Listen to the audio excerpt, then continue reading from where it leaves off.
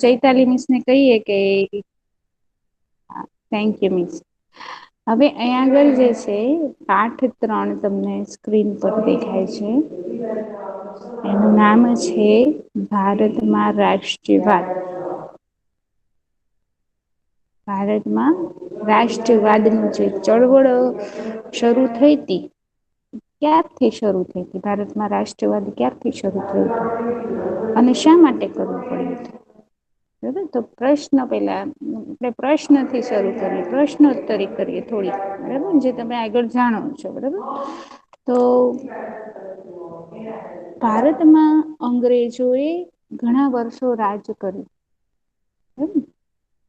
તો મૂળ તો પહેલો જ પ્રશ્ન થાય કે ભારતમાં અંગ્રેજો શા માટે આવ્યા હતા શા માટે અંગ્રેજોને વિદેશી પ્રજાને ભારતમાં શા માટે આવું પડ્યું હતું.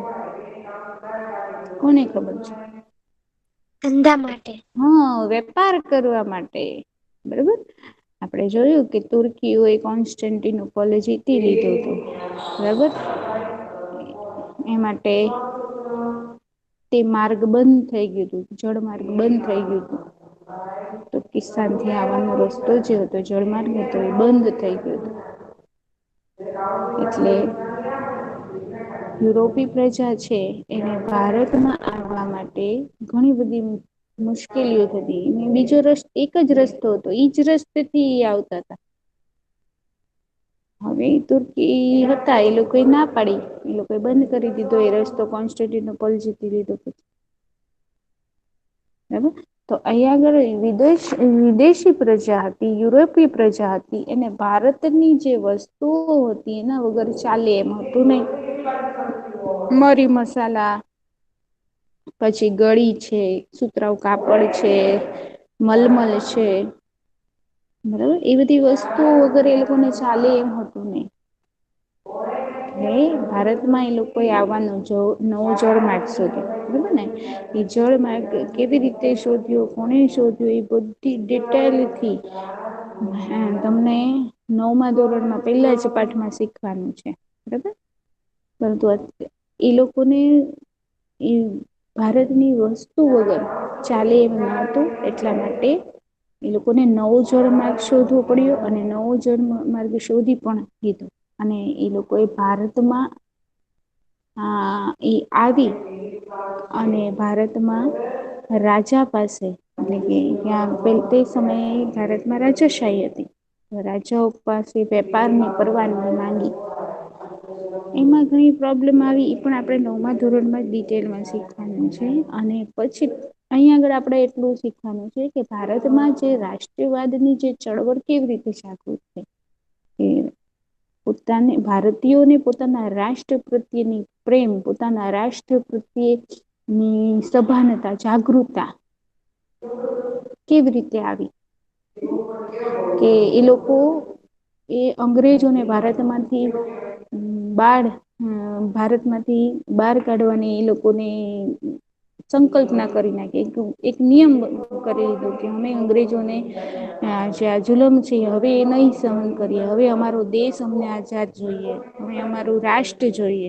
એ પોતાના રાષ્ટ્રની લાગણી પોતાના રાષ્ટ્ર પ્રત્યેનો પ્રેમ કેવી રીતે જાગૃત થયું આ અહીંયા આગળ આ પાઠમાં આપણને જુદી જુદી ઘટનાઓ આપી છે જુદા જુદા પ્રસંગો આપ્યા છે કે જે પ્રસંગો બનતા ભારતીયોને પોતાના રાષ્ટ્ર પ્રત્યેની સભાનતા થઈ એને ભાન આવ્યું કે મારું રાષ્ટ્ર જે છે મારો દેશ છે એ કેટલું મહત્વનું છે કેટલું કિંમતી છે. અને આપણા દેશને આપણે નહી સાચવીએ તો શું થશે. બરાબર એને પોતાના રાષ્ટ્ર પ્રત્યેની સભાનતા આવી રાષ્ટ્ર પ્રત્યેની લાગણી જન્મી બરાબર એમાં જુદી જુદી જે પ્રસંગો જુદા જુદી ઘટનાઓ આ પાઠમાં આપે છે બરાબર. આપણે વાત કરતા હતા કે તે સમયના જે રાજાઓ હતા એ બહુ ભોળા હતા અને અંગ્રેજોને શું કર્યું તો વેપાર કરવાની પરવાનગી આપી. હવે વેપાર તો એ લોકો એ કરતા હતા અને પછી એ વેપાર જયારે એ કરતા હતા એની સાથે સાથે એ લોકો એ જોયું કે ભારતના જે રાજાઓ જે છે એ કેવા છે ભોળા છે. રાજાઓ ભારતના ભોળા છે કે એની સાથે આપણે વાત કરીએ ને એની પાસે મદદ માંગીએ તો એ તરત જ મદદ કરવા તૈયાર થઈ જાય છે. બરાબર. અને બીજો એક માઇનસ પોઈન્ટ એ તો પ્લસ પોઈન્ટ કહેવાય કે જે ભારતીય લોકો છે એના મૂળમાં છે કે એ જે કોઈ મદદ માંગે તો એને કોઈ દિવસ ના ન પાડે. એકબીજાની મદદ કરે છે આજી પણ એક લક્ષણ ભારતીયોમાં છે જ. આપણે પણ કોઈ મદદ માંગીએ તો આપણે એને ના નથી પાડતા તરત જ મદદ કરવા દોડે તો એ વખતે રાજાઓએ જે છે અંગ્રેજોને વેપાર કરવાની પરવાનગી આપી દીધી. બરોબર ને પણ એ ગુણ જે છે રાજાઓનો એનો ફાયદો ઉપાડ્યો અંગ્રેજો એ. બરાબર તો આગળ જતા એ લોકો એ જે ટેક્સ હોય બરાબર વેપારી જે ટેક્સ હોય એ નબળાઈનો છે એ સારી ટેવનો લાભ ઉઠાવી અને એ કર માફ કરાવી. એનાથી ધીમે ધીમે અંગ્રેજો એ શું કર્યું તો ભારતનો વેપાર જે છે ઉદ્યોગો છે એના પર અટેક કર્યું અને એનું મૂળ એનું કારણ એનું રીઝન શું આવ્યું એનું પરિણામ શું આવ્યું કે ભારતના ઉદ્યોગો જે હતા ભારતના જે હુનર ઉદ્યોગો હતા હસ્ત ઉદ્યોગો હતા એ પડી ભાંગ્યા. લોકો ધીમે ધીમે બેકાર એ આગળ આપણે ડિટેલમાં ભણતા જઈશું બરાબર.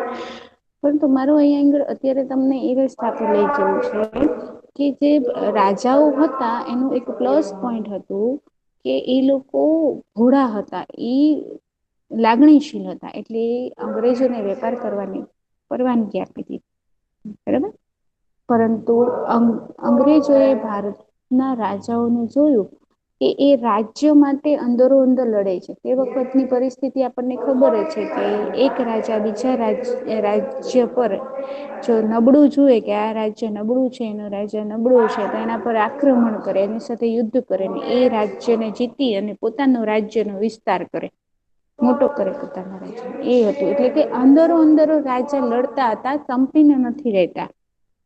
તો એનો લાભ લઈ અને એ રાજાઓને વધુ જ લડાવ્યા અને એ રાજ્યના જે રાજાઓ હતા એના જે સેનાપતિઓ હતા એને લાલચ આપી અને એ રાજાઓને જે છે પરાજિત કરાવ્યા અને એની શરૂઆત થાય છે પ્લાસીના યુદ્ધ ઈસવીસન 1757માં થયું હતું બરાબર.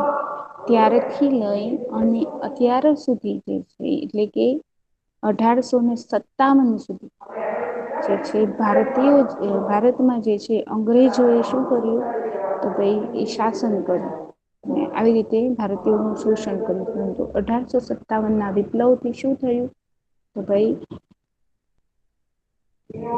લોકોમાં જાગૃતતા આવી પોતાના દેશ માટેની લાગણી ઉદભવી.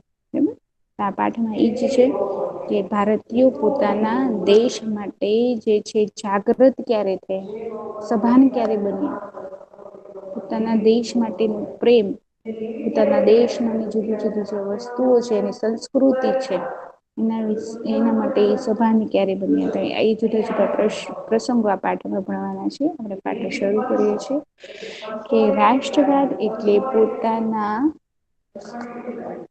રાષ્ટ્ર પ્રત્યે એકાત્મકતા.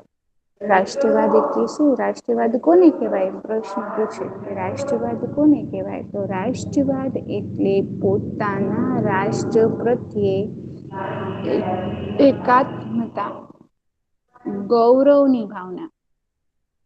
બરાબર અમે ભારતના જે છે લોકો એક છીએ. બરાબર અને અમે જે છે અમારા ભારતની દરેક વસ્તુ પર બરાબર ભલે પછી એ રૂઢિચુસ્ત રીતે હોય જૂની પુરાણી પણ અમારી જે છે અમને અમારા ભારત પર ગર્વ છે.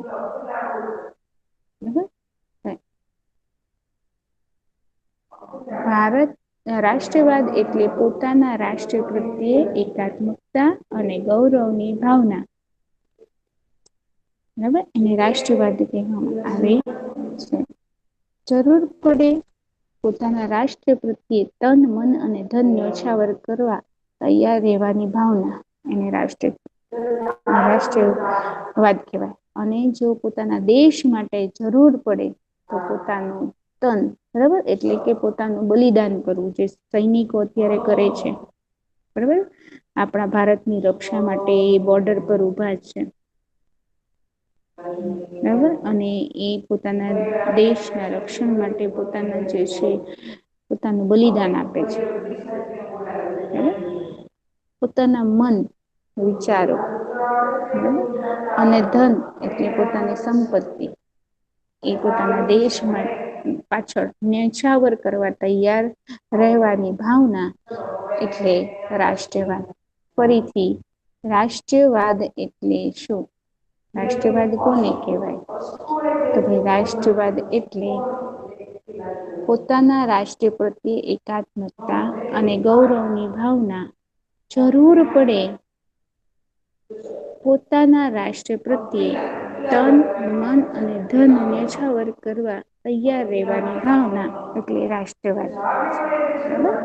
રાષ્ટ્રવાદ એટલે શું? રાષ્ટ્રવાદ એટલે પોતાના રાષ્ટ્ર પ્રત્યે એકાત્મકતા અને ગૌરવની ભાવના બરોબર એને રાષ્ટ્રવાદ કહેવામાં આવે છે. આગળ લખી શકીએ આપણે કે જરૂર પડે પોતાના રાષ્ટ્ર પ્રત્યે તન, મન અને ધન નેછાવર કરવા તૈયાર રહેવાની ભાવનાને રાષ્ટ્રવાદ કહેવામાં આવે છે. બરાબર આ એક માર્ક્સનો પ્રશ્ન પૂછાય. ભારતમાં રાષ્ટ્રીય જાગૃતિના પરિબળો ખાસ કરીને ઈસવીસન 1857માં પ્રથમ સ્વતંત્ર સંગ્રામ બાદ વિકાસ પામ્યો. તો ભારતમાં પ્રથમ સ્વતંત્ર સંગ્રામ ક્યારે થયો? તો ભારતમાં પ્રથમ સ્વાતંત્ર્ય સંગ્રામ ઈસવીસન 1857માં. Very good. કે ભારતમાં રાષ્ટ્રીય જાગૃતિના પરિબળ તરીકે ઈસવીસન 1857ના પ્રથમ રાષ્ટ્ર સ્વાતંત્ર્ય સંગ્રામ બાદ વિકાસ પામ્યો.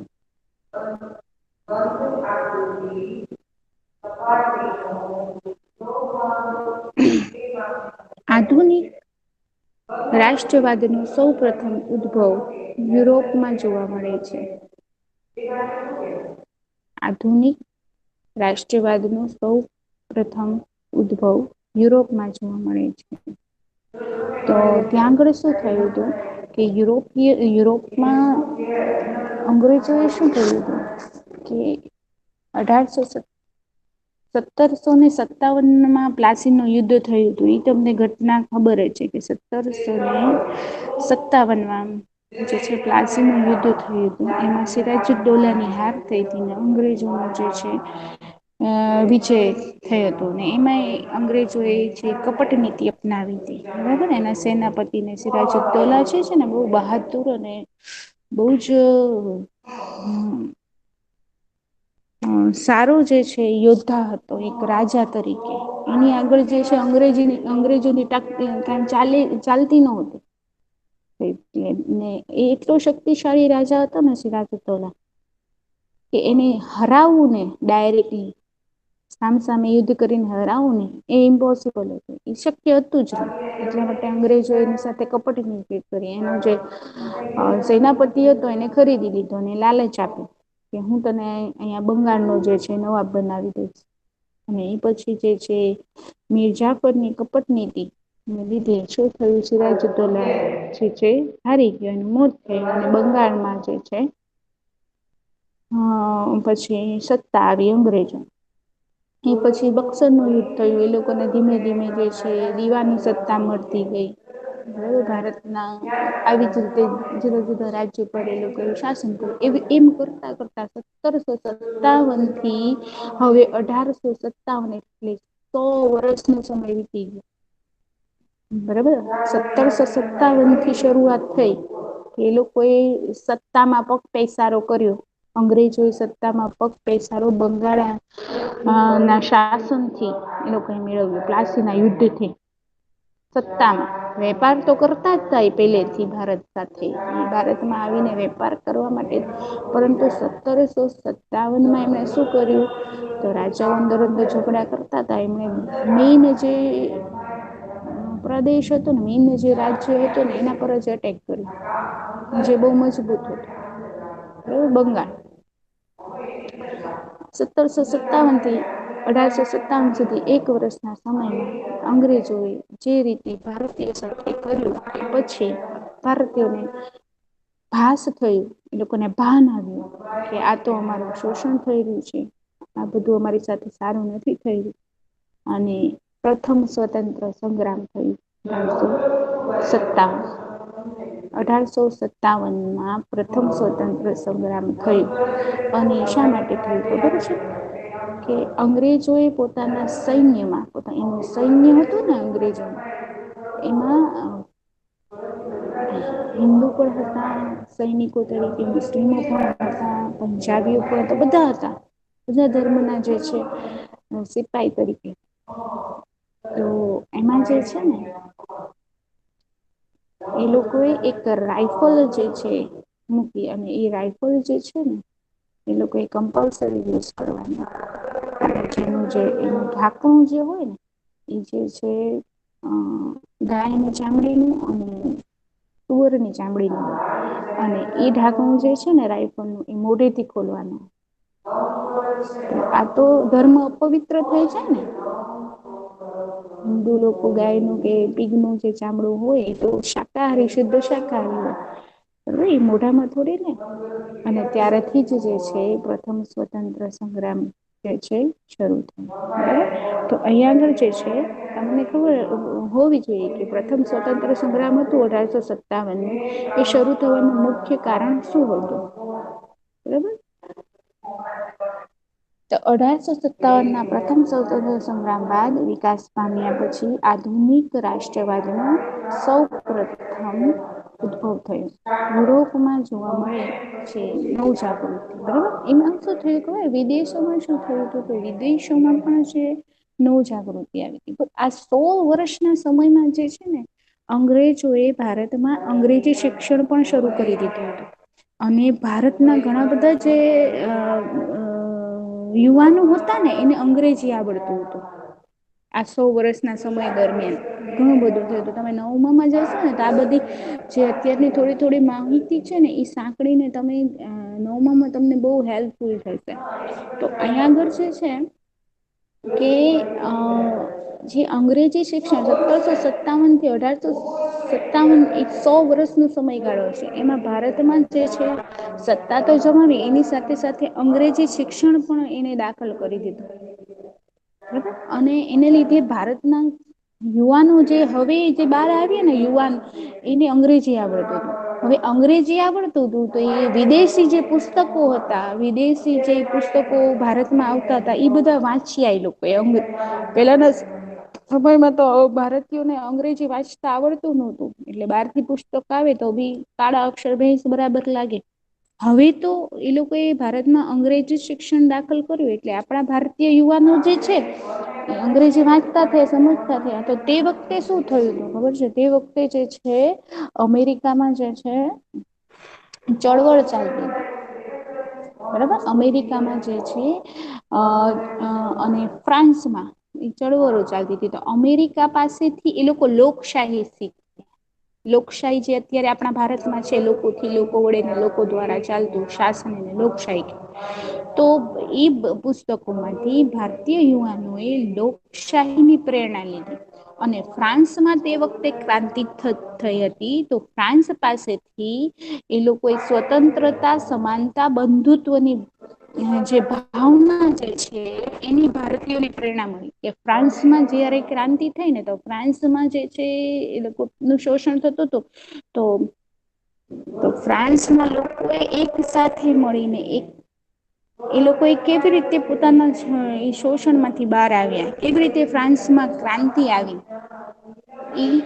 ભારતીયો એમના પાસેથી પ્રેરણા લીધી તો ભારતીયો જે છે લોકશાહીની પ્રેરણા કોની પાસેથી લીધી તો અમેરિકા પાસેથી લીધી સ્વતંત્રતા સમાનતા અને બંધુત્વની ભાવના કોના પાસેથી લીધી તો ભાઈ ફ્રાન્સ પાસેથી લીધી બરાબર એ યાદ રાખવાનું છે. આધુનિક રાષ્ટ્રવાદ ન સૌ પ્રથમ ઉદ્ભવ યુરોપ થી જોવા મળે છે નવજાગૃતિ ધર્મ સુધારણા અમેરિકા અને ફ્રાન્સની ક્રાંતિઓ ઇટાલી અને જર્મનીનું એકીકરણ બરાબર એ ઇટાલી અને જર્મની જે છે એક થયા ઇટાલી અને જર્મની એકબીજાના દુશ્મન હતા, ઓપોઝિટ હતા. પછી એવા પરિબળો બન્યા કે બંને મિત્ર થઈ ગયા. બરાબર, વગેરે પરિબળો જે થયા એ યુરોપમાં રાષ્ટ્રવાદનો ફેલાવો કરવામાં મહત્વની ભૂમિકા ભજવે છે. ભારતમાં બ્રિટિશ શાસન હતું. બ્રિટિશરોના સંપર્કને પરિણામે ભારતીયોના રાજકીય, સામાજિક, ધાર્મિક અને આર્થિક દ્રષ્ટિકોણમાં ફેરફાર આવ્યો. બરાબર, તો જો ભારતીયો જે હતા એના રાજકીય, સામાજિક અને ધાર્મિક તથા આર્થિક દ્રષ્ટિકોણમાં ફેરફાર કેમ આવ્યું? તો ભાઈ આ વિદેશી જે છે વિદેશોમાં આવી છે ક્રાંતિકારી ઘટના બની અને એ લોકોને જે સફળતા મળી ફ્રાન્સને, ઇટાલી અને જર્મનીનું પરિણામ જોયું, અમેરિકાનું જોયું તો ભારતીયોને પણ એનાથી પ્રેરણા મળી. બરાબર, અને ભારતીયો પણ કીધું કે અંગ્રેજો અમારા દેશમાં છે એ તો અમારું શોષણ કરી રહ્યા છે. જો આપણે એક થઈશું ને સભાન બનીશું તો આપણે એના અત્યાચારોથી મુક્તિ મેળવીશું. ભારતમાં આધુનિક રાષ્ટ્રવાદને ઘડનારા પરિબળો ઊભા થયા. આપણા દેશમાં આપણું રાજ્ય એટલે કે સ્વરાજ્ય. સ્વરાજ્ય એટલે શું? ટૂંકમાં શું લખીએ કે આપણું રાજ્ય. બરાબર, જે અંગ્રેજોએ 200 વર્ષ સુધી રાજ કર્યું એ બ્રિટિશ ઈસ્ટ ઇન્ડિયા કંપની દ્વારા જે વિદેશી એ પોતાની મરજીથી કરતા, આપણું કઈ ચાલવા દેતા નહી. બરાબર, એ જે કેતા એ પ્રમાણે ભારતીયોને કરવું પડતું. બરાબર, પરંતુ અહીંયા આગળ આપણા દેશમાં આપણું રાજ્ય એટલે સ્વરાજ. સ્વરાજ કોને કહેવાય? દેશમાં પોતાનું રાજ્ય હોય એ સ્વરાજ્ય કહેવાય. અને ભારતીયોએ નક્કી કર્યું કે આપણે સ્વરાજ લઈને જ રહીશું. આપને હવે અંગ્રેજોની ગુલામી જોતી નથી. તો આ કેવી રીતે થયું? કયા કયા પ્રસંગોથી થયું? એ બધું જે છે આપણે આ પાઠની ડિટેલમાં જોશું. આ વિચાર દેશના શિક્ષિત તથા બુદ્ધિશાળી લોકોમાં બ્રિટિશ શાસન દરમિયાન ફેલાતો ગયો. કે અંગ્રેજો હતા ત્યારે જ ભારતીયોના જે ભારતના લોકો જે હતા, જે શિક્ષિત હતા, બરાબર, જે બુદ્ધિશાળી હતા એના મગજમાં ફેલાતો ગયો હતો. દેશવાસીઓમાં રાષ્ટ્રીય એકતાની ભાવના જાગૃત થઈ. આવી રાષ્ટ્રવાદની ભાવના પેદા કરનારા પરિબળો આપણે અભ્યાસ કરીશું. હવે પહેલું જ પરિબળ છે કે જેની રાષ્ટ્રીય ભાવના જાગૃત કરી, એમાં પહેલું જ પરિબળ છે રાજકીય પરિબળ. તો રાજકીય પરિબળમાં શું છે? તો રાજકીય પરિબળમાં છે કે અંગ્રેજોના શાસન પહેલા આપણા દેશમાં રાજકીય એકતાનો અભાવ હતો. અંગ્રેજોનું શાસન પહેલા આપણા દેશમાં રાજકીય એકતાનો અભાવ હતો. એટલે કે ભારત ઘણા બધા નાના મોટા દેશી રજવાડોમાં વહેંચાયેલો. 562 દેશી રજવાડા હતા જ્યારે ભારતનું એકીકરણ કરવામાં આવ્યું ને આઝાદી પછી. ભારતનું એકીકરણ કરવામાં આવ્યું ને એને સંઘ બનાવવામાં આવ્યું ને એ વખતે 562 દેશી રજવાડા હતા. રાજ્યો હતા. અમુક રાજ્યો બહુ મોટા હતા. અમુક રાજ્ય એક નાના એવા ગામડા જેવા જ હતા. જેના પર જુદા જુદા રાજાઓ રાજ્ય કરતા હતા. હવે એ રાજાઓ અંદરો અંદર ઝઘડતા હતા, લડતા હતા. શા માટે લડતા હતા? તો રાજાઓમાં તે વખતે કઈ નીતિ હતી કે જે નબળું હોય એના પર આક્રમણ કરો ને એનું રાજ્ય લઈ લો. બરાબર, એટલે એ અંદરો અંદર લડતા હતા. એમાં રાજકીય એકતા જોવા મળતી નહોતી. એક રાજ્ય બીજા રાજ્યનું મિત્ર ન કહેવાય. કેમ તો એ જ દ્રષ્ટિકોણ ધરાવે કે આ નબળું પડે કે એના પર આક્રમણ કરીને હું મારું રાજ્યનો વિસ્તાર કરી દઉં. બરાબર, તો અંગ્રેજોના શાસન પહેલા આપણા રાજ્યમાં રાજકીય એકતાનો અભાવ હતો. ભારત નાના મોટા રજવાડાઓમાં વહેંચાયેલું હતું. કીધું ને 562 દેશી રજવાડા હતા. અંગ્રેજોએ ભારતના ઘણા રાજવીઓને હરાવ્યા. એમાં પહેલા જ અંગ્રેજોએ જે રાજાને હરાવ્યું એ હતો સિરાજુદ્દૌલા બંગાળનો. મોટા ભાગના ભારત ઉપર પ્રત્યક્ષ કે પરોક્ષ રીતે અંકુશ સ્થાપ્યો અંગ્રેજોએ. એ મોટા ભાગના જે રાજ્યો હતા એના રાજાઓને જે હરાવ્યા મોટા ભાગનો ભારત પર પ્રત્યક્ષ એટલે ડાયરેક્ટ ને પરોક્ષ એટલે ઇનડાયરેક્ટ એટલે પરોક્ષ એટલે શું કે એક્ઝામ્પલ તરીકે કોઈ એક રાજ્ય છે બરાબર તો એનો રાજા જે છે એમ કે મારે અંગ્રેજોના પર આક્રમણ કરે અને એ રાજા એમ કે ના ભાઈ મારે યુદ્ધ નથી કરવું હું તમને મારું રાજ્ય સોંપી દઉં છું અંગ્રેજો શું કરે અંગ્રેજ એમ કે તું રાજા તરીકે તારે બેસવાનું પરંતુ તારા રાજ્યમાં રૂલ્સ અમારા રહેશે તારે એજ કરવાનું કે હું જે અમે અંગ્રેજો જે ચાહે એજ કરવાનું બરાબર કોની સાથે યુદ્ધ કરવું કોની સાથે ન કરવું કોની સાથે દોસ્તી કરવી એ બધા નિર્ણયો એ રાજા લઈ શકે નહીં એ અંગ્રેજો કે એ એટલું જ કરી શકે એને પ્રત્યક્ષ પરોક્ષ શાસન કહેવાય પ્રત્યક્ષ એટલે ખુદ જ કરે રાજા તરીકે બેસી જાય છે બંગાળા પર બેસી ગયા હતા રાજા બનીને બરાબર અંગ્રેજો એવી જ રીતે ઘણા રાજાઓ ને હરાવી અને ભારત ઉપર એ લોકોએ ભારતના ઘણા બધા રાજ્યો પર પ્રત્યક્ષ કે પરોક્ષ રીતે અંકુશ સ્થાપ્યું અંકુશ સ્થાપ્યું એટલે પોતાના અંકુશમાં લઈ લીધા પોતાના કંટ્રોલમાં લઈ લીધા ઈ કે ઈ જ પ્રમાણે થાય બરાબર એટલે અંકુશ કહેવાય અંગ્રેજોના તાબા હેઠળ એક સરખું વહીવટ તંત્ર અમલમાં આવ્યું એક સરખું બરાબર કે બધા જ રાજ્યોમાં એક સરખા નિયમો અંગ્રેજ શાસનનો અનુભવ એકંદરે સારો ન હતો અંગ્રેજો જે ભારત પર શાસન કરી રહ્યા હતા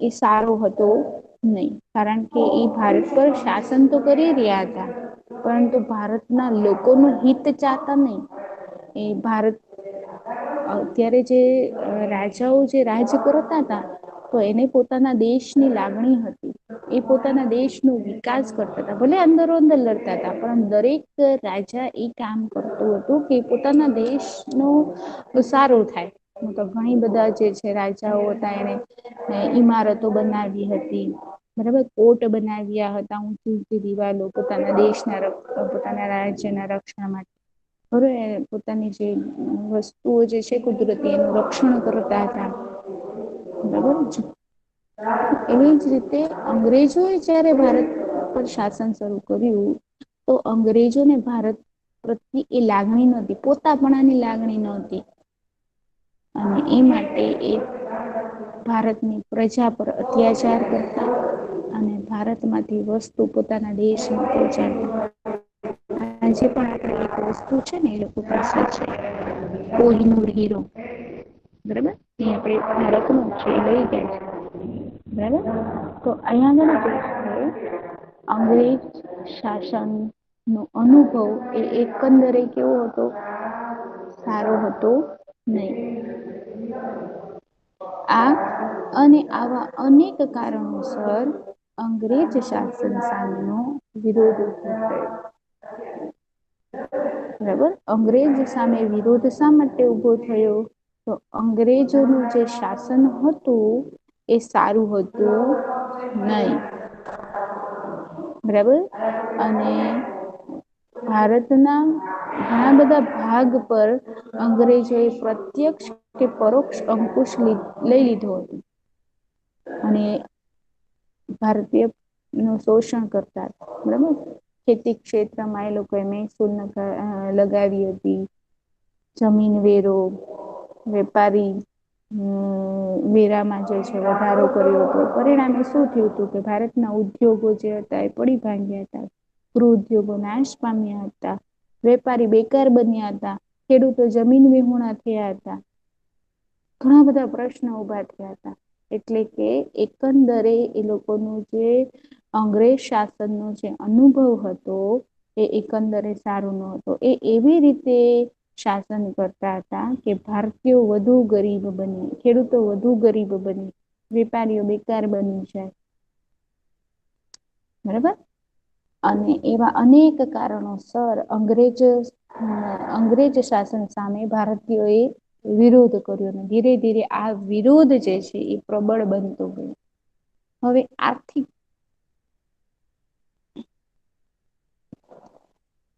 આર્થિક પરિબળ. આર્થિક પરિબળ શું હતું? તો આર્થિક પરિબળ એ હતું કે અંગ્રેજોની આર્થિક નીતિ આજે આપણે પેલું જોયું એ રાજકીય પરિબળ. કે રાજાઓ સાથે એ લોકોએ રાજ્યમાં એ લોકો રાજાઓ સાથે કેવી રીતે વ્યવહાર કર્યો. કે જે લોકોમાં આપણું મેઈન પોઈન્ટ શું છે કે લોકોમાં જે છે પોતાના દેશની લાગણી પોતાને રાષ્ટ્રવાદની લાગણી પેદા કેવી રીતે થઈ એનો પરિબળ શું હતા? શા કારણો પરિબળ એટલે કારણો શા કારણોસર ભારતીયોમાં રાષ્ટ્રવાદની ભાવના જન્મી? તો એક પરિબળ છે એક કારણ છે રાજકીય. એટલે રાજકીય એટલે શું? તો ભારતમાં જે છે રાજાઓ અંદર અંદર ઝઘડતા હતા. એ લોકોમાં રાજ્યોમાં એકતા ન હતી રાજાઓમાં એકતા ન હતી. બરાબર પરિણામે શું થયું એનો લાભ લઈ અંગ્રેજો એ શું કર્યું? તો ભારતના મોટા ભાગના વિસ્તારમાં પ્રત્યક્ષ કે પરોક્ષ રીતે અંકુશ લઈ લીધો. બરાબર અને અંગ્રેજોના તાબા હેઠળ એક સરખું વહીવટ ચાલવા લાગ્યું બધી જગ્યાએ. બરાબર અંગ્રેજ શાસનના જે અનુભવ હતો અંગ્રેજ જે શાસન કરતા હતા એનો જે અનુભવ હતો 100 વર્ષનો ભારતીયોને એ સારો ન રહ્યો. કેમ તો એ સમય દરમિયાન અંગ્રેજોએ જુદા જુદા કર નાખી જુદા જુદા મહેસૂલ નાખી ખેડૂતોને જમીન વિહોણા બનાવ્યા ગૃહ ઉદ્યોગોને નાના ઉદ્યોગો નાશ પામ્યા વિદેશમાંથી બધી વસ્તુઓ વેચાવા આવી એટલે ઈંગ્લેન્ડ જે હતું જે વધારે પૈસાદાર થવા લાગ્યું અને ભારત જે છે વધારે ગરીબ થવા લાગ્યું એટલે જે લોકોની નીતિ હતી અંગ્રેજોની એ સારી હતી નહી. બરોબર એનાથી એ કારણ હતું રાજકીય કારણ હતું કે એને ભારતમાં પગ પેસારો કર્યો અને ભારત પર સત્તા જમાવી એ પછી એને એ રીતે શાસન નથી કર્યું કે જેનાથી ભારતીય પ્રજાને સારું થાય એનો વિકાસ થાય કે ભારતનો વિકાસ થાય. એવું કોઈ પણ કાર્ય કર્યું નહી અંગ્રેજો બરાબર ને એટલે એનું અંગ્રેજી જે શાસન હતું અંગ્રેજ શાસન હતું એનો અનુભવ એકંદરે જે છે ખરાબ રહ્યો હતો ભારતીયો માટે. ભારતીયો જાગ્યા હતા. કે હવે એ રાજ પણ સારું નથી કરતો આપણા ઉપર.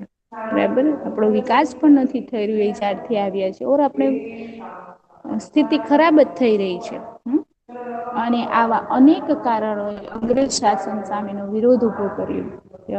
ભારતીયોમાં એવી જાગૃતતા આવી ગઈ કે જે અંગ્રેજોમાં શાસન કરી રહ્યા છે એ બરાબર નથી આપણે એનો વિરોધ કરવો જોઈએ. આ ધીમે ધીમે જે આ વિરોધ છે એ પ્રબળ બનતો ગયો. બરોબર હવે આર્થિક પરિબળ કે આર્થિક કારણ શું હતું? કે જેથી ભારતીયો એ અંગ્રેજોનો વિરોધ કર્યો. બરોબર ને આપણે પોઈન્ટ શું હમણાં સમજી રહ્યા છે કે ભારતમાં જે રાષ્ટ્રવાદ છે એ રાષ્ટ્રવાદની ભાવના કેવી રીતે પેદા થઈ ભારતીયોમાં તો એના અહીંયા પરિબળો આપ્યા છે પરિબળ એટલે કારણ કે અમુક કારણો હતા કે જેથી ભારતીયોમાં એવી ભાવના જાગી કે જેથી એ લોકોએ અંગ્રેજો સામે વિરોધ કર્યો.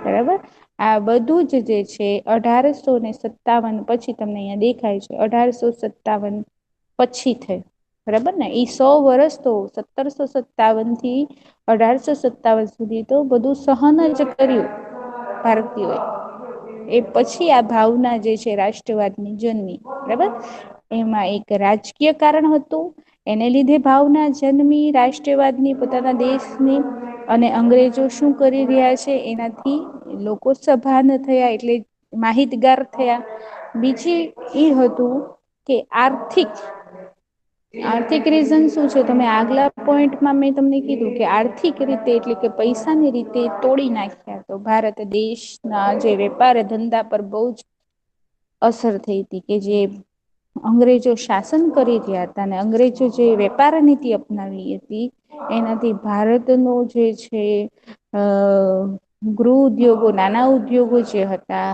એ વેપારીઓ હતા એ બેકાર બન્યા હતા ઉદ્યોગો પડી ભાંગ્યા હતા, ગૃહ ઉદ્યોગો, લઘુ ઉદ્યોગો હતા, એ પડી ભાંગ્યા હતા. ખેડૂતો જે છે બેકાર બન્યા હતા.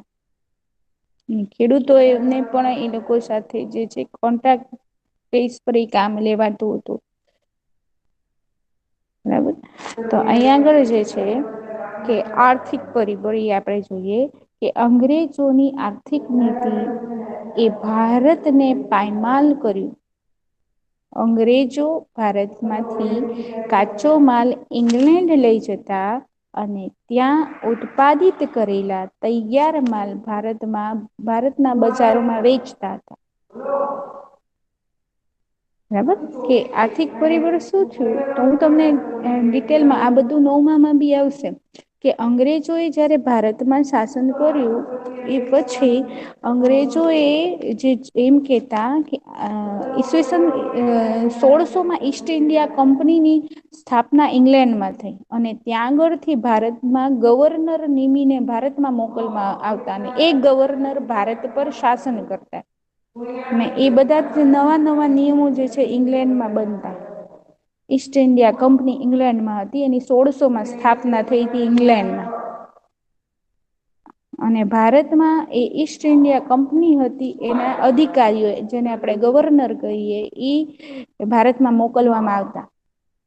અને એ ગવર્નરો જે હતા એ ભારત પર જે છે જુદા જુદા જે પોતાની બુદ્ધિથી પોતાની દ્રષ્ટિથી એ જે છે ભારત પર શાસન કરતા. હવે એ અંગ જે અધિકારીઓ હોય જે ગવર્નરો હોય એ હોય ઈંગ્લેન્ડના રહેતા ઈંગ્લેન્ડમાં હોય એ શાસન કરવા ભારતમાં આવે. એક ઓફિસર બનીને ભારત પર આવે શાસન કરવા માટે. હવે એ ભારતનું કલ્ચર જાણતા ન હોય, ભારતની સંસ્કૃતિ જાણતા ન હોય, ભારતના લોકો ભારતની પરિસ્થિતિને જાણતા ન હોય એ કેવી રીતે શાસન કરવાના છે. હવે કોઈ પ્રશ્ન આવે, કોઈ પણ જગ્યાએ કોઈ પ્રશ્ન આવે તો એ વસ્તુ વિશે આપણે માહિતગાર હોઈએ તો એ પ્રશ્નમાંથી એ પરિસ્થિતિમાંથી આપણે બહાર નીકળીશું. એના માટે કઈ નોલેજ જ ન હોય તો આપણે એમાંથી કેવી રીતે હવે આગ લાગે તો હવે આગ કેવી રીતે ઓલવાય એનું નોલેજ હોય તો આપણે આગ બુજવી શકીએ ને એમાંથી આપણે બચી શકીએ. તો એને ઓલવવાનું કઈ આપણા પાસે કોઈ સાધન ન હોય કે એના માટે કઈ આઈડિયા ન હોય આપણને તો સ્વાભાવિક જ છે કે એમાં આપણને નુકસાન જ થવાનું છે. બરાબર, તો એવું પરિસ્થિતિ હતી કે ભારત વિશે, ભારતના લોકો વિશે, ભારતની પરિસ્થિતિ વિશે જે ગવર્નર બનીને આવતા એ જાણતા જ નહોતા. બરાબર, એટલે પોતાના દ્રષ્ટિકોણથી એ જુદા જુદા નિયમો બનાવતા અને ભારતની પ્રજા પર લાદતા હતા. એટલે જમીન મહેસૂલ પણ એવી એટલું બધું વધારી દીધું હતું. પ્લસ ખેડૂતોની જે છે ખેતી પર ઉત્પાદિત જે માલ હતું એના પર પણ વેરો કે આ બધું જે ભારતનું જે જમીન છે અમે જીતી લીધી છે એ ઈસ્ટ ઇન્ડિયા કંપનીની છે એટલે તમારે આ જમીન જે ખેતર છે એનું મહેસૂલ બી ભરવું પડશે ને એમાં ઉત્પાદિત માલ છે એનું ટેક્સ જે મહેસૂલ છે એ પણ ભરવું પડશે. હવે એના લીધે જે છે એ ખેડૂતો ન ભરી શકે તો ઘણા બધા એવા ખેડૂતો હતા કે એને પોતાના જે ખેતરો હતા એ મહેસૂલના ચુકવણી રૂપે ઈસ્ટ ઇન્ડિયા કંપનીને આપી દેવા પડ્યા હતા. તો જે મુખ્ય ખેડૂતો હતા એ જમીન વિહોણા બની ગયા હતા. અને પરિણામે જે અંગ્રેજોના ખેતર હતા ત્યાં આગળ મજૂર તરીકે એમને કામ કરવું પડતું અને જે મહેનતાણું આપે એ લેવું પડતું. એ જે બહુ ઓછું મહેનતાણું આપતા હતા. હવે જેની પાસે ખેડૂત જે હતા ને જેની પાસે જમીન હતી એની સાથે એ લોકોએ કરાર કર્યો હતો, કોન્ટ્રાક્ટ કર્યો હતો કે તમારું જે ઉત્પાદિત માલ હશે એના આટલા ટકા તમારે અમને જ વેચવાનું. તમે બીજા કોઈ ભારતના વેપારીને વેચી શકો નહીં. જો એ વેચે આવું કરે તો એ ગુનો કરી અને એને જેલમાં પૂરી દેતા એના ખેતર જપ્ત કરી લેતા. એવી જુદી જુદી ખરાબ જે છે ભારત ના જે ખેડૂતોનું શોષણ થાય એવી નીતિઓ જે છે એમણે અમલમાં મૂકી હતી. તો કમ્પલસરી અમુક ટકા જે નક્કી કર્યું હોય કે 50% કે 60% કે 70% ખેત ઉત્પાદનનો માલ છે એ અંગ્રેજોને જ વેચવું પડતું હતું. પરિણામ શું થયું પણ એ લોકો જે કિંમત કે એ જ બરાબર એ લોકોને પોસાય એજ કિંમતે ખેડૂત કે એ કિંમતે એ લોકો ન ખરીદે. બરાબર. તો અહીંયા આગળ જે છે ખેડૂતો જે છે એ વધારે શું થયા, ખેડૂતોનું વધારે શોષણ થયું, વધારે એ લોકો ગરીબ થયા. બરાબર. તો એના લીધે એ લોકોની જે આવક હતી એ બંધ થઈ ગઈ. બરાબર. અને એ દેવા નીચે દબાતા ગયા. બરાબર. એટલે આર્થિક સ્થિતિ ભારતની બહુ જ ખરાબ થઈ ગઈ હતી. એટલે આર્થિક એટલે પૈસાની દ્રષ્ટિએ. વેપારીઓ બેકાર બન્યા હતા. હવે વેપારીઓ કેવી રીતે બેકાર બન્યા હતા? હવે જે ખેડૂતો હતા એ મજૂર તરીકે કામ કરતા હતા. જે જમીન ખેતર વગર ના બન્યા હતા. એટલે ત્યાં મજૂર તરીકે કામ કરે તો બધું જ ઉત્પાદન જે થાય એ અંગ્રેજો નું થાય. એને તો મહેનતાણું મળી રહે. હવે બીજા ખેડૂતો હતા એને કરાર કરેલું હતું કે અમુક ટકા અમને જ આપવાનું. એક્ઝામ્પલ તરીકે ખેતરમાં કપાસ થાય તો એ લોકોને 70% ઉપર એને કોને આપી દઈએ તો વધ્યું શું? હવે 30%. બરાબર. તો ખેડૂતો અંગ્રેજો સામે આટલું બધું લોસ, નુકસાન ભોગવતું હોય તો હવે ભારતના વેપારી એની પાસે લેવા આવે તો એ તો એને ખેડૂતોની કિંમત જ આપે ને. તો વેપારીઓને એ કિંમત વધુ લાગતી હતી. અને વેપારી જો ખરીદી પણ લે ઊંચી કિંમતે કપાસ, તો કાપડ બનાવે, સુતરાઉ કાપડ બનાવે તો એ બહુ મોંઘુ થઈ જતું હતું. હવે જયારે ઈસ્ટ ઇન્ડિયા કંપની વેપાર કરે ભારતમાં તો એના પર કોઈ ટેક્સ નહીં. ત્યાં આગળની વસ્તુ ભારતમાં આવે એના પર બી ટેક્સ નહીં. અને અહીંથી કાચો માલ ઈંગ્લેન્ડ જાય એના માટે પણ કોઈ ટેક્સ નહીં.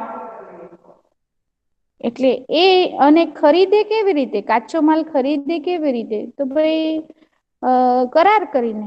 એ લોકો જે કિંમત આપે એજ કિંમતે ખરીદવાનું હોય. એટલે એને ચારે બાજુથી ફાયદો અંગ્રેજોને. અહિયાં ભારતીયોને બધી બાજુથી નુકસાન. બરાબર. અને ઈંગ્લેન્ડમાં તૈયાર થયેલો માલ પછી ભારતના બજારોમાં આવીને વેચાતો હતો. અને એની કિંમત સાવ નીચી હતી. જ્યારે અહીંના વેપારી ખેડૂતો પાસેથી જે કાચો માલ લેતા, રો મટીરિયલ લેતા એની કિંમત ઊંચી હતી પેલેથી. પછી એનો માલ તૈયાર થાય, એ વેપારી માલ તૈયાર કરાવે. બરાબર. અને પછી બજારમાં વેચવા આવે એના પર બી એને જે એની કિંમત જે છે એ વધી જાય. બરાબર. ઊંચી કિંમતે કાચો માલ ખરીદ્યું હોય, મશીનોમાં એ લોકો હાથસાર દ્વારા તૈયાર કરેલું હોય, એ હાથસાર દ્વારા ધીમું મશીનની સરખામણીમાં હાથસાળ ઉદ્યોગો છે એ ધીમા જ પડી જાય. પછી ઉત્પાદિત થયેલો જે માલ છે એ ઈંગ્લેન્ડના માંથી તૈયાર થઈને આવેલો માલ અને ભારતમાં તૈયાર થયેલો માલ એના ભાવમાં મોટો ડિફરન્સ. કે ભારતમાં તૈયાર થયેલ માલની જે પડતર કિંમત વધી જતી.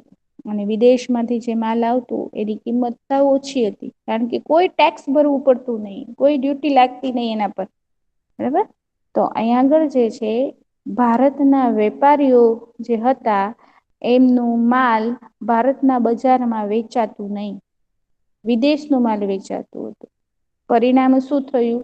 તો ભારતના વેપારીઓ, ખેડૂતો ને ઉદ્યોગો બધા આર્થિક રીતે જે છે પાયમાલ બન્યા. બરાબર. તો આ એક રીઝન હતું કે રાજકીય અને આર્થિક પરિબળોને લીધે ભારતીયોમાં અંગ્રેજો વિરુદ્ધ જે છે ભાવના પેદા થઈ. અને એ લોકોને પોતાના ભારત દેશ માટેની જાગૃતિ આવી. એટલે રાષ્ટ્રવાદની ભાવના જન્મી. રાષ્ટ્રવાદની ભાવના જન્મી એના કારણો શું?